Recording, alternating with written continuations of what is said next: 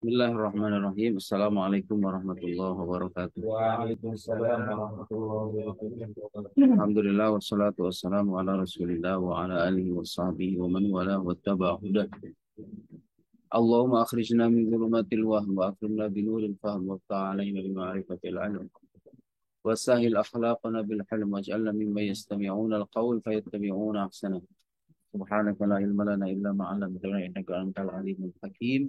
ولا حول ولا قوة إلا بالله العلي العظيم اللهم علمنا ما ينفعنا وزدنا علما وبعد. Halaman di buku saya halaman 41 ya, cetakan Turmusi, cetakan Darul Kutub, saya nggak tahu. Pembahasan tentang sifat hayat. Ini pembahasan nggak akan kita bahas secara panjang lebar karena ini sudah jelas. Sifat hayat artinya sifat kehidupan. Allah Maha hidup. Kenapa harus hidup? Kita sudah bicara panjang lebar tentang beberapa sifat yang dimiliki oleh Allah, sifat wajib yang dimiliki oleh Allah. Dan kalau Allah tidak hidup, berarti semua sifat ini tidak mungkin berlaku. Ya, semua sifat ini jadi syarat pokok untuk berlakunya sifat-sifat yang sudah kita bahas itu, ya zatnya itu sendiri harus memiliki kehidupan. Oke.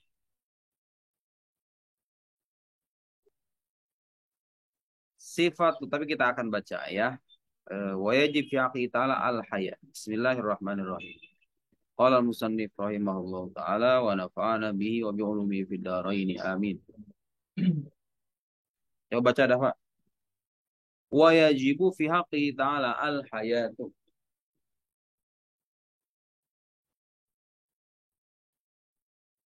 ويجب في حقه تعالى الحياة وهي صفة وجودية. Udah bisa diartiin itu ya sekarang sifatun wujudiyah. Kenapa disebut wujudiyah? Kenapa sifat Allah itu dikatakan sifat? Kenapa sifat ma'ani itu disebut dengan sifat wujudiyah? Masih ingat jawabannya? Kenapa Nabil? Hah? Yes ya yuro. La, laisa hadza wal maqsud.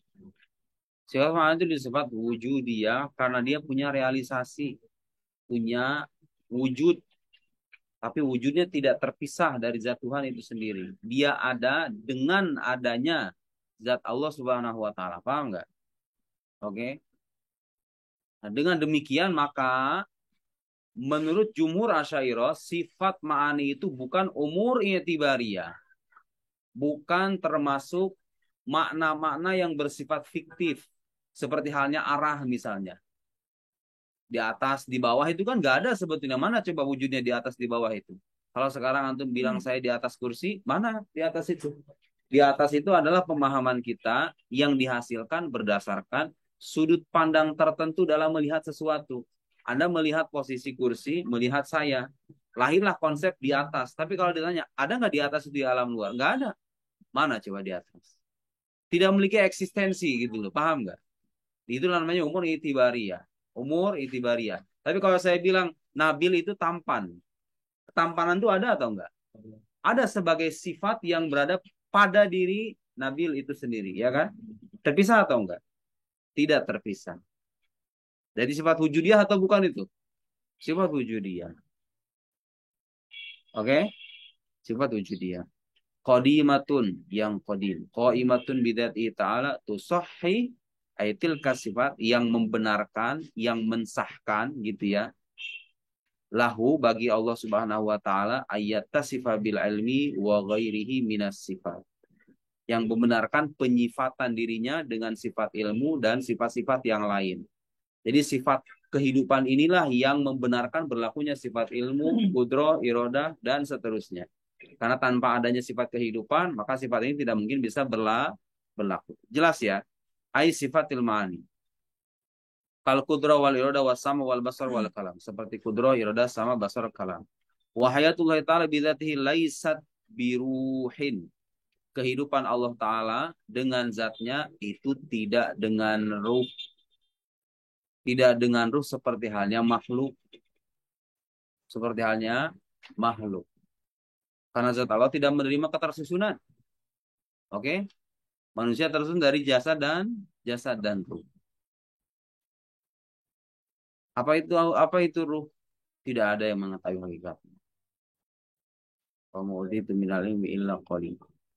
Ya ada beberapa buku yang mengulas tentang ruh ya. Saya pernah lihat buku di mana ya bukunya? Saya ada tuh buku tentang ruh karangannya Ibrahim Syarqawi. Dia itu seorang dokter, tapi seorang pengkaji keislaman juga. Syauqi Ibrahim apa Ibrahim Syarqawi ya? Syauqi Ibrahim sehingga saya lupa. Ada bukunya tebal segini nih. Bahas tentang apa itu ruh, apa itu nafs, apa itu korin. Terbitan Maktabah Nahdlatul. Dan nggak ada penjelasan yang memuaskan. Dulu ada Dr. Musayyar itu, dosen senior di Al Azhar ya. Beliau punya buku tuh, Ar-Ruh Bainal Falasifah wal Mutakallimin. Tebal bukunya, lumayan. Dan nggak ada. Ada yang mengatakan ruh itu berupa jauhar, ada yang macam-macam ya. Ada banyak pendapat di kalangan para filsuf dan para filsuf. Dan semuanya tidak ada yang berikan kata pasti tentang apa itu hakikat ruh. Kita nggak akan bahas itu. Yang jelas Allah hidup tidak dengan ruh seperti halnya makhluk. Wadiduha al-maut fahuwa ta'ala. Lawan dari sifat kehidupan adalah kematian. Fahuwa ta'ala la ta'khudhu sinatu wala naum. Tidak hinggapi rasa kantuk, juga tidak tidur. Wala yu'ariduhu fana wala maut.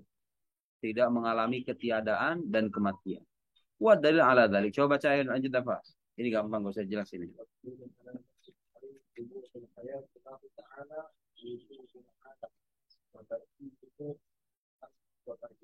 Hmm. Takibu itu maksudnya penyusunan dalilnya ya. Dan penyusunan dalilnya maksudnya. Allah Ta'ala.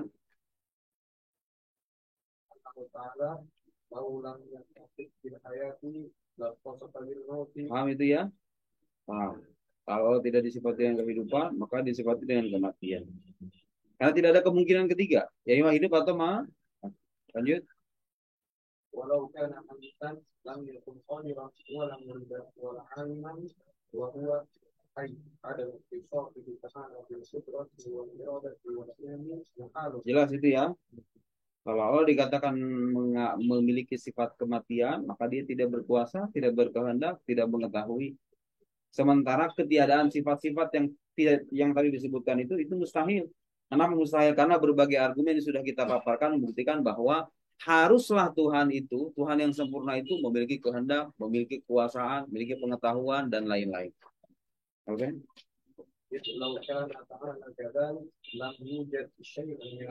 Jelas. Kalau Allah tidak demikian, maksudnya tidak memiliki sifat hidup, maka apabila Allah itu tidak memiliki sifat ilmu, sifat kudro, dan lain, tidak punya kehendak, tidak punya kuasa dan lain-lain, maka tidak akan ada sesuatu di alam semesta ini. Jelas ya? Wadzalika batilun li'annahu khilaful hissi wal ayan. Nah, itu bertentangan dengan panca indera dan kenyataan. Wal hayatu la tata'allaqu bisyai'. Kita sudah jelaskan ta'alluq di pertemuan sebelumnya. Oke. Kita akan jelaskan secara ringkas sekarang. Sifat hayat itu tidak punya ta'alluq, tidak punya keterkaitan. Karena yang kita sebut dengan ta'alluq itu kan keterkaitan antara sifat yang dimiliki oleh zat dengan sesuatu yang berada di luar dirinya. Paham nggak? Contoh sederhana yang dulu pernah saya jelaskan, kalau kita punya perasaan cinta, pasti ada yang dicintai kan? Kalau kita dikatakan mampu memukul, berarti ada yang dipukul. Ada sesuatu yang berada dalam kemampuan kita. Dan dengan demikian sifat kita itu terkait dengan sesuatu itu. Ya kan? Kalau Anda menghendaki sesuatu, pasti ada yang dikehendaki. Menguasai, pasti ada yang dikuasai. Mengetahui, pasti ada yang diketahui.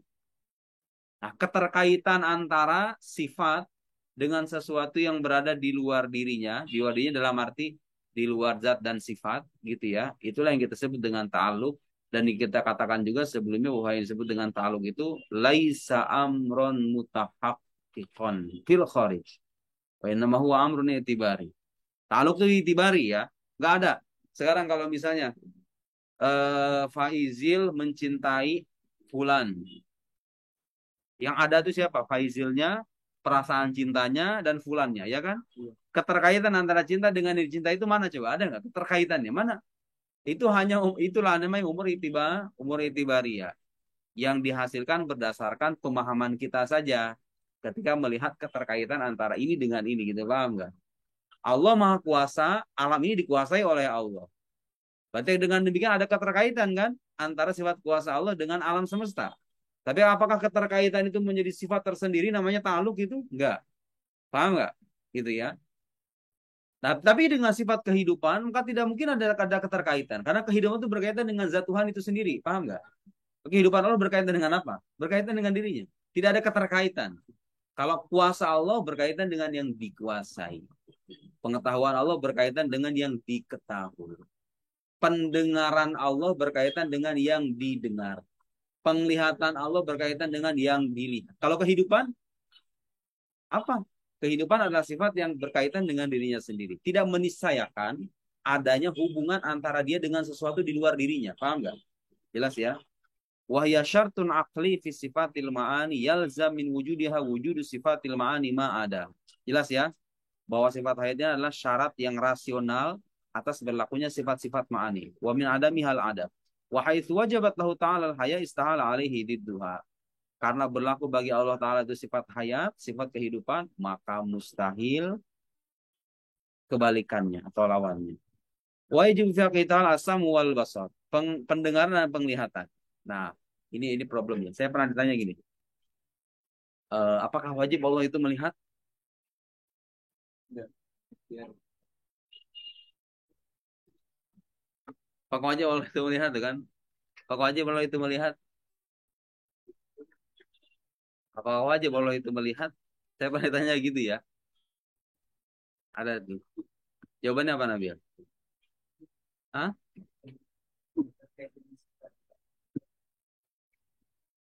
Berlakunya sifat penglihatan bagi Allah itu wajib. Wajib. Dan kenyataan bahwa Allah melihat segala sesuatu itu juga wajib. Wajib. Ini sekaligus mengoreksi ya pernyataan yang menyebutkan bahwa salah satu prinsip mazhab Ahlussunnah itu la yajib 'ala Allahi syai', ya kan? Allah itu tidak wajib baginya sesuatu. Itu tidak bisa dipahami secara mutlak. Jadi pernyataan la yajib 'ala Allahi syai' itu maksudnya apa? La yajib 'ala Allahi syai', jadi tidak wajib bagi Allah itu untuk berbuat sesuatu. Seperti pandangan Mu'tazilah yang mengatakan bahwa pengutusan para rasul itu harus dilakukan oleh Allah. Nggak, harus sudah mengatakan nggak harus. Kalau Allah nggak mau mengutus para rasul ya terserah dia. Dia yang punya segala sesuatunya. Kan gitu kira-kira ya. Tapi bukan berarti kita menafikan sesuatu yang wajib dari Allah secara mutlak. Karena sifat-sifat yang kita sebut itu sesuatu yang wajib atau sesuatu yang mungkin. Sifat kudro, iroda, ilm, haya, sama dan termasuk sifat sama dan basar. Sifat haya. Sesuatu yang wajib kan. Jadi wajib binadhar ila dzatihi. Dilihat kepada zatnya itu adalah sesuatu yang wajib. Adapun yang dinafikan oleh Ahlussunnah la yajib 'ala Allahi syai' ay min haitsu af'alihi. Dari sisi perbuatannya ya. Allah tidak wajib menghukum orang yang berbuat dosa. Tidak wajib bagi Allah memberikan pahala bagi orang yang taat. Gak wajib. Gak wajib itu artinya gak harus. La yus'alu amma yaf'al. Dia tidak ditanya tentang apa yang dia perbuat. Tidak wajib. Kenapa tidak wajib? Argumennya banyak dikemukakan dalam buku kalam. Bisa dibaca di Batailul Anwar Ibn Baidawi, Al-Mawaqif, Maqasid, dan lain-lain. Ya. Jadi apakah wajib Allah melihat? Wajib. Karena melihat itu berkaitan dengan sifatnya. Sifat ma'ani yang kita bahas ini. Apakah Allah wajib mendengar? Wajib. Bagaimana Anda mengatakan Allah mungkin mendengar? Berarti kalau gitu Allah ada saat di mana Allah tidak mendengar. Waliyazubillah. Wajib. Wajib dalam arti berlaku baginya sifat pendengaran dan penglihatan. Dan manakala sifat pendengaran dan penglihatan ini wajib berlaku, maka otomatis Allah senantiasa melihat dan mendengar. Jelas? Wahuma sifatan qadimatan. Sifat dua-duanya dua sifat yang qadim. Qadimatan bidzatihi ta'ala, yang berada pada zat Allah Ta'ala, yang kasyifu bihimal maujud, yang dengan keduanya tersingkap al maujud, segala sesuatu yang ada. Cuma para ulama Ahlussunnah mengatakan bahwa ketersingkapan yang dihasilkan dari sifat sama itu berbeda dengan ketersingkapan dengan sifat basor. Juga berbeda dengan ketersingkapan sifat ilm. Apa bedanya? Hanya Allah yang tahu hakikat itu. Kita hanya diminta untuk meyakini bahwa, karena kalau misalnya sifat pendengaran dan penglihatan ini kita nafikan atau tidak kita yakini, berarti itu berkonsekuensi pada penisbatan adanya kekurangan. Iya kan? Kalau tidak mendengar berarti kelawannya apa? Enggak, kalau misalnya Allah dikatakan tidak mendengar, konsekuensinya apa berarti? Berlaku baginya sifat tuli, ya kan? Kalau tidak dikatakan melihat berarti berlakunya sifat buta. Dan itu adalah sebuah kekurangan. Ya kan? Jadi tapi apa yang ketersingkapan yang dihasilkan dari sifat sama itu berbeda dengan ketersingkapan sifat basor. Beda juga dengan ketersingkapan sifat ilmu. Apa bedanya? Hanya Allah yang tahu. Nggak ada penjelasannya ya. Nggak ada penjelasannya.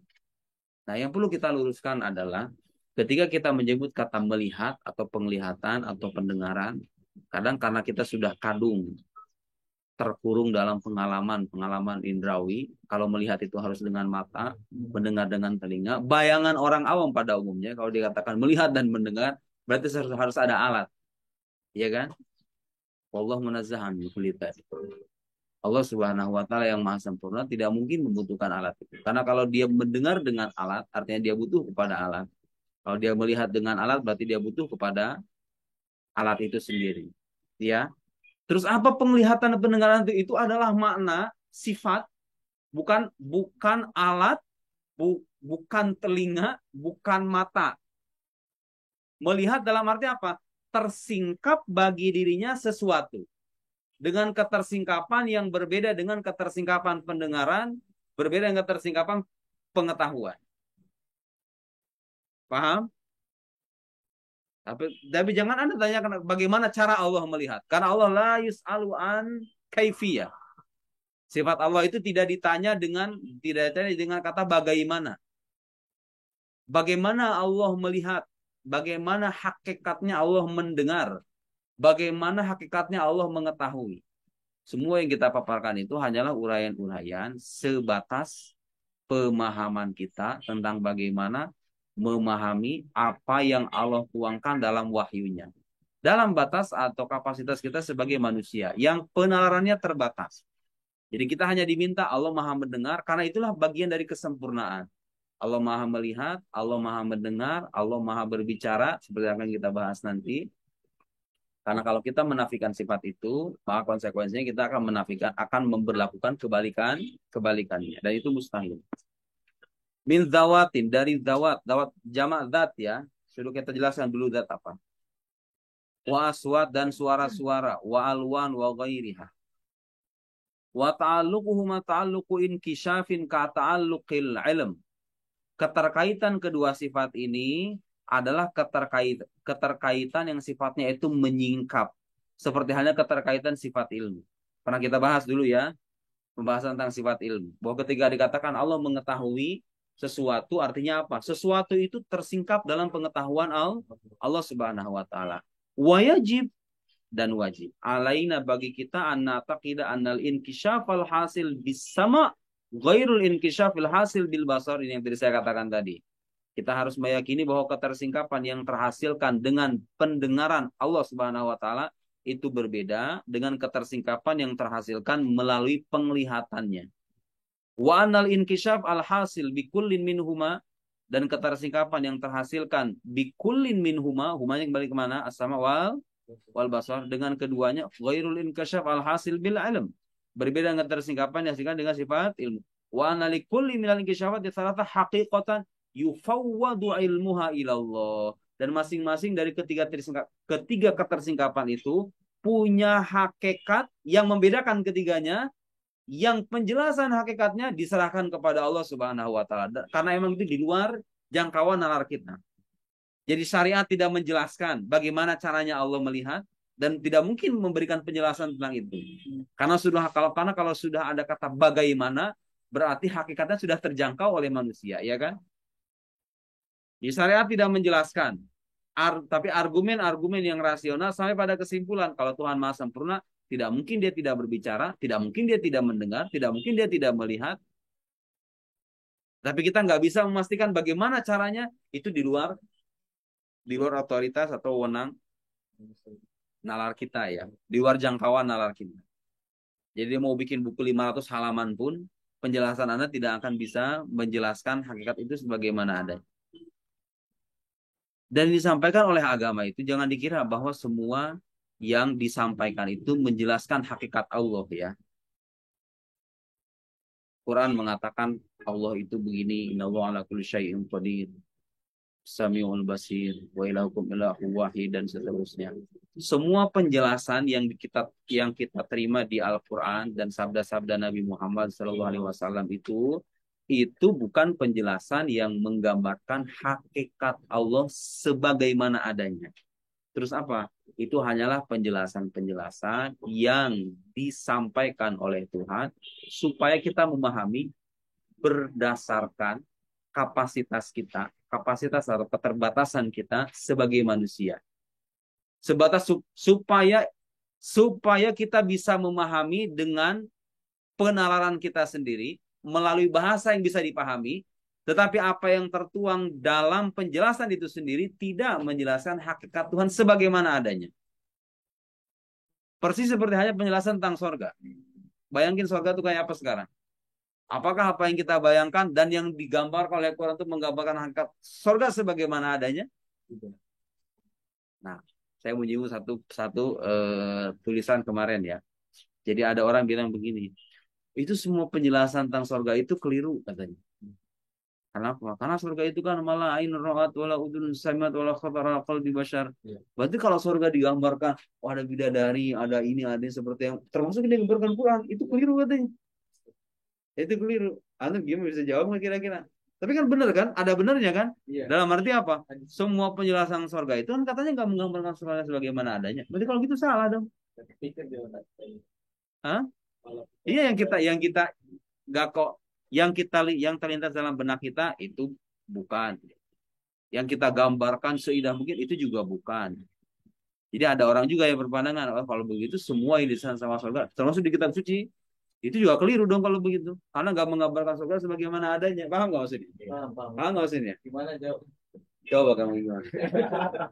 Iya, mahasiswa harus belajar demikian. Jawabnya ya, antara kalamnya Nabi Muhammad dan Quran itu kita perlu mendahulukan Quran karena Quran itu kalamnya Allah. Tapi gimana Pak?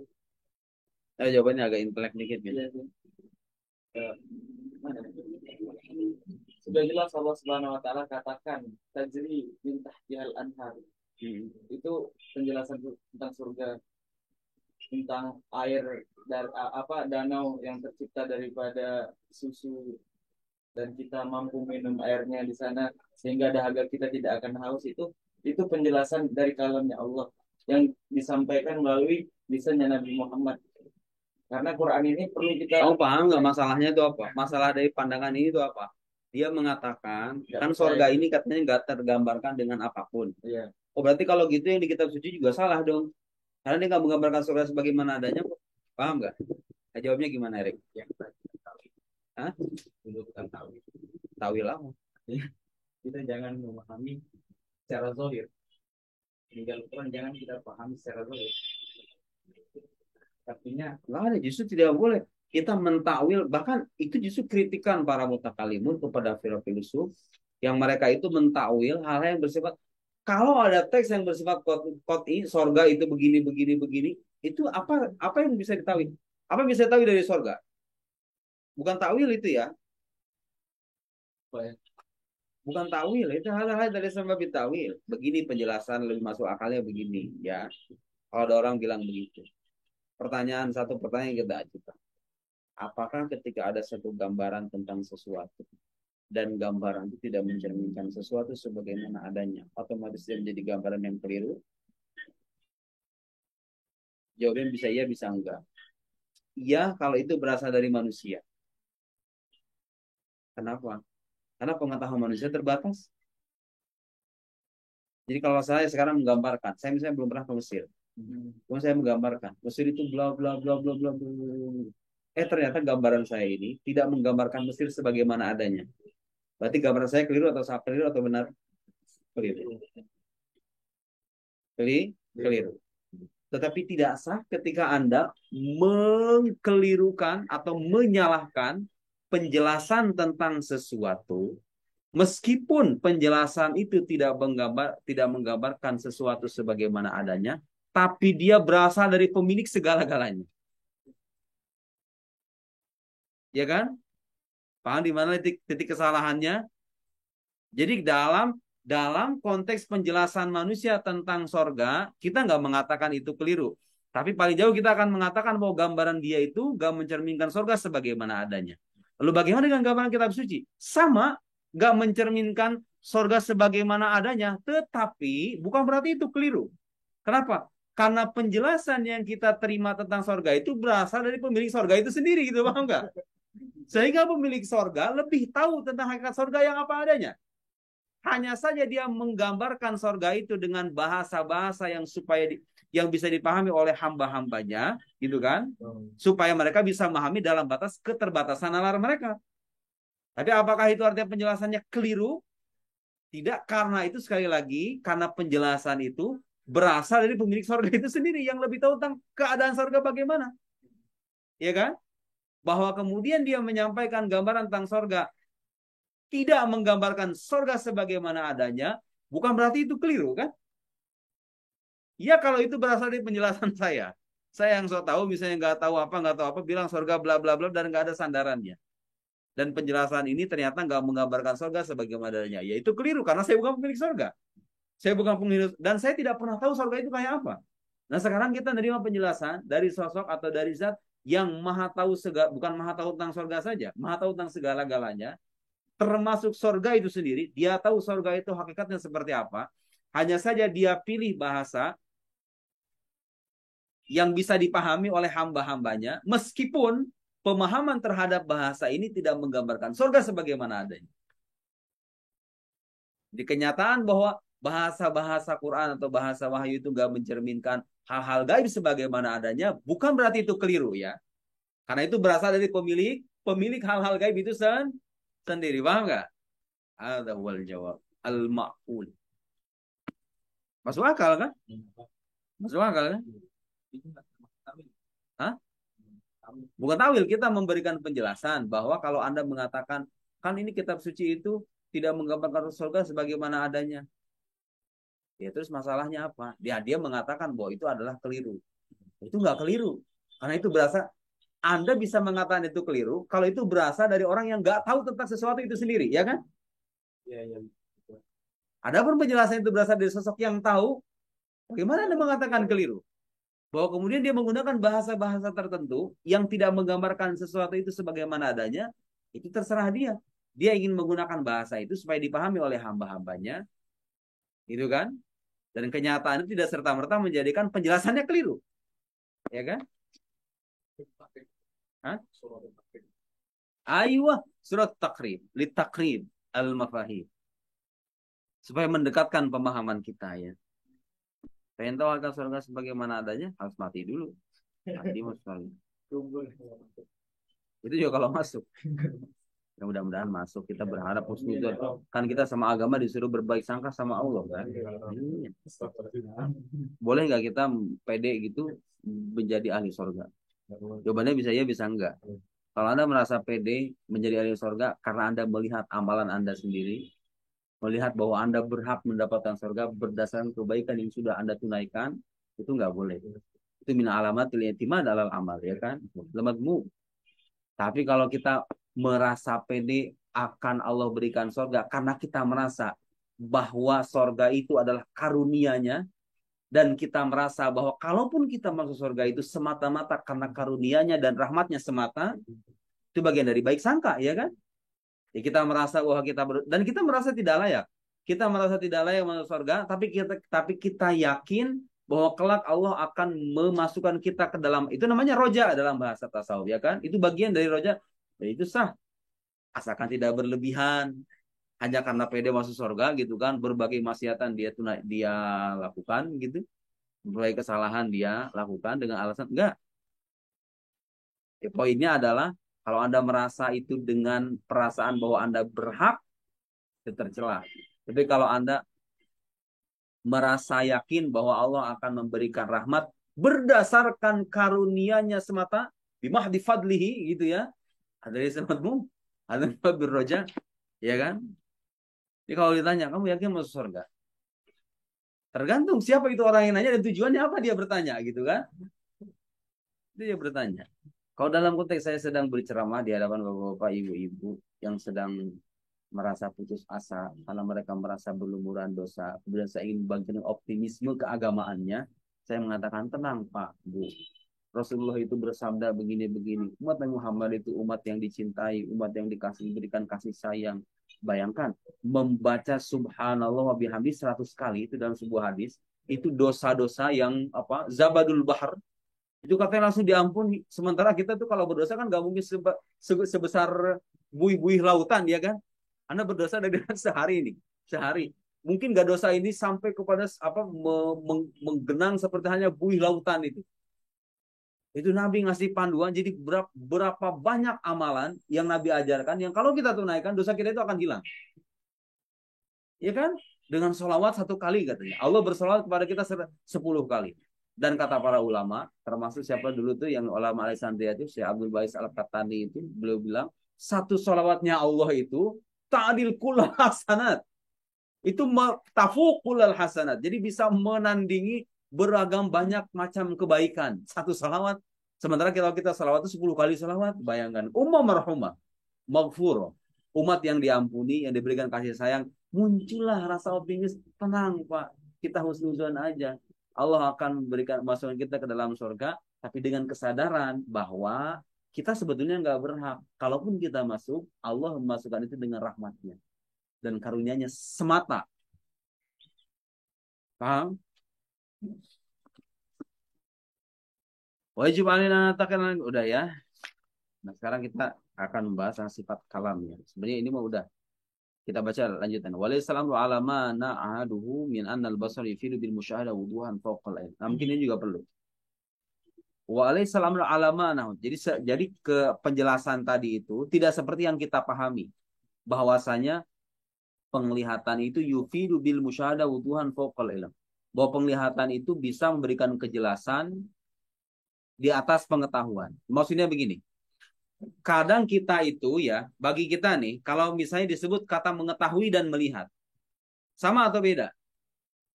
Beda dong, beda. Kalau saya sekarang misalnya mengetahui, misalnya ada orang nyampe ke saya, ada mahasiswa namanya Dafa.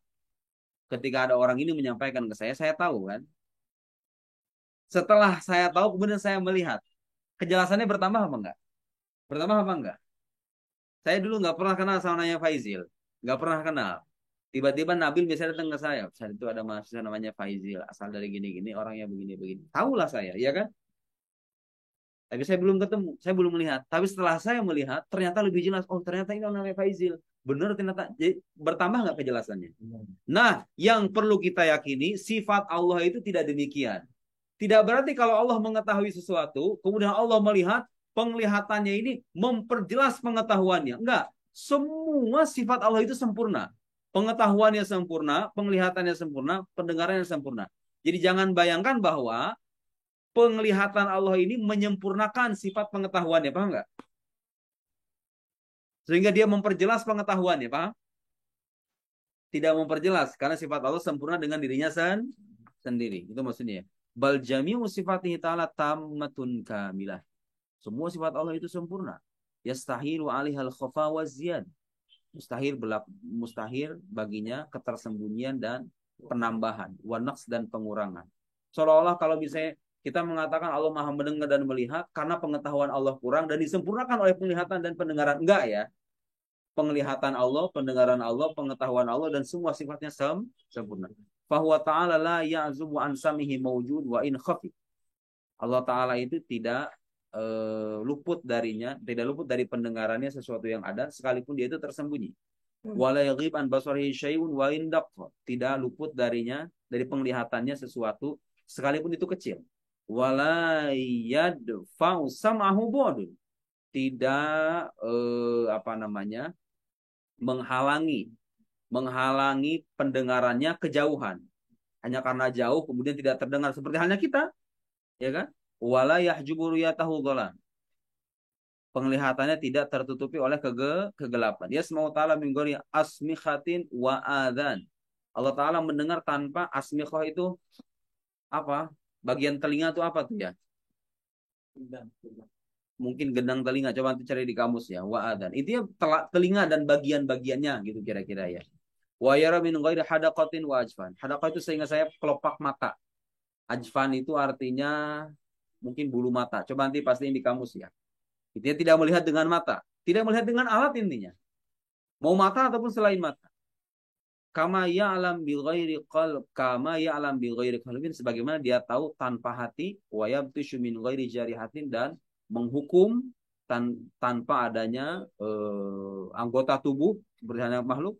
Wa yakhluq bi ghairi alatin. Dan dia mencipta tanpa adanya alat. Luar biasa kan orang Tuhan orang Islam nih. Bersih dari berbagai macam kekurangan.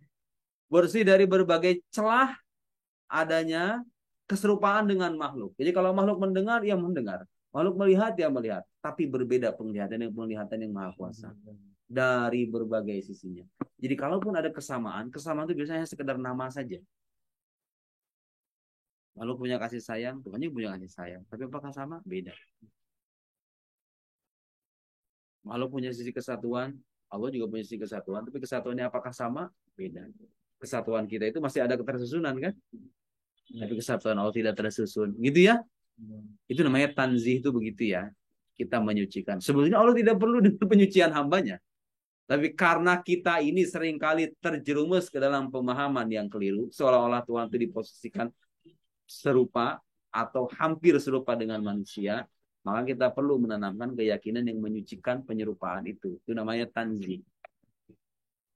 Wallah fauqa tanzihil munazzihin. Wa fauqa tashbihil musyabbihin. Luar biasa ya. Tuhannya orang Islam ini. Jadi sekalipun kita mentanzih Allah dengan berbagai cara, muncul satu pertanyaan. Apakah yang Anda jelaskan ini menjelaskan hakikat Allah sebagaimana adanya? Jawabannya adalah tidak. Terus kalau begitu buat apa? Kita belajar beginian kalau emang itu gak menggambarkan. Loh, kita belajar beginian bukan dengan tujuan bisa menyingkap hakikat Allah. Ya kan?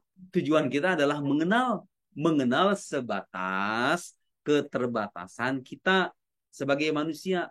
Apakah itu artinya Allah kalau begitu berarti tidak bisa diketahui? Tidak bisa diketahui dalam arti apa? Tidak bisa diketahui hakikatnya? Iya. Tapi bukan berarti dia tidak bisa diketahui secara mutlak. Paham ya? Karena saya pernah dulu nemui tulisan begitu ya. Jadi kan teologi itu katanya tidak mengklaim bahwa penjelasannya itu bersifat mutlak tentang Tuhan. Iya. Jadi kalau begitu Tuhan nggak bisa diketahui dong. Gitu paham nggak? Iya. Kata siapa Tuhan bisa diketahui oleh dirinya, ya kan? Tidak bisa diketahui oleh makhluknya secara hakikatnya. Tapi dia bisa diketahui berdasarkan kemampuan kita sebagai manusia. Ala hasab tokoh basyariyah.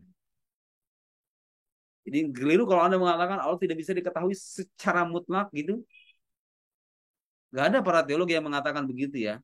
Kita hanya mengatakan bahwa hakikat Allah tidak diketahui sebagaimana adanya. Tapi apakah kalau begitu kita mengatakan bahwa Allah tidak bisa diketahui secara mutlak? Tidak.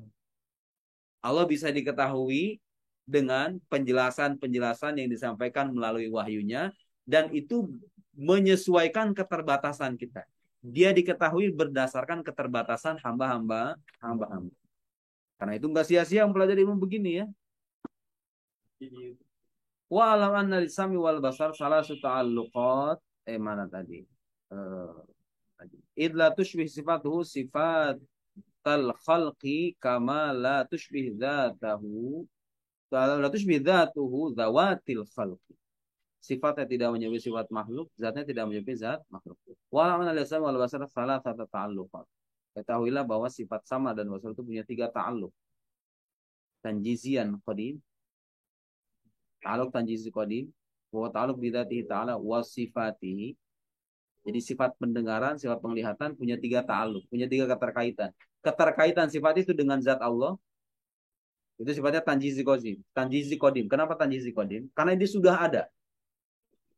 Sifatnya itu bukan kelayakan lagi. Bukan berarti kita mengatakan Allah itu layak mendengar. Enggak ada kelayakan. Ketika bukan ketika